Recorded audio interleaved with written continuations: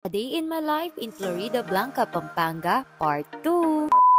Hey, it's me, Bads Veron. It's another day, another ka-vlog-vlogan. Alam nyo ba mga kabads na kahit taga San Fernando ako, pero pag nandito ako sa Florida Blanca, Pampanga, ay bumibili rin ako ng mga ibang damit dito. Huling pasyal ko nga dito ay nung Pasko pa, kaya medyo na-miss ko nga rin bumili ng mga damit dito. At dahil nga si Bads Neil ang nagyaya sa akin, dumiretso na muna kami sa mga panlalaki. At dito nga yan sa Mapanikwa, sinasabi nga niya na magaganda yung mga sapatos dito, pati nga itong mga damit at short. And in fairness, totoo nga, maganda ang quality. Hinayaan ko na nga si Bads nilang maunang pumili at bumili dahil alam ko namang mabilis siya. Diyos me, kapag mga babae nang nag-umpisang mag-shopping, alam nyo na, iikutin lahat yan.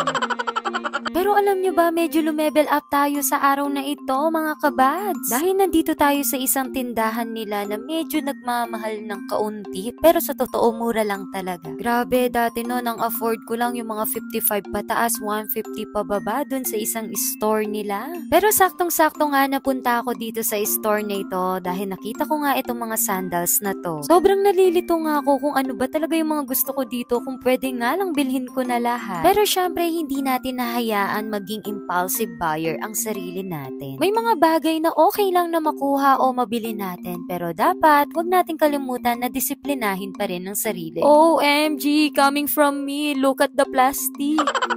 Uy, ano ba? Deserve natin to. Deserve natin kumain.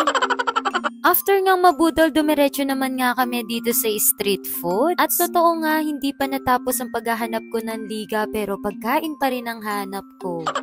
Grabe, nagkaroon pa nga ng part 2 itong bitukang manok dahil nasarapan nga ako. Ine-enjoy ko nga itong trip ko dito sa may Florida Blanca. Kala mo totoong vlogger talaga sa mga pagkain. Diyos may kasakit mag-voiceover, ako na rin balunan sa biyan ko. At yun lamang po, thank you po!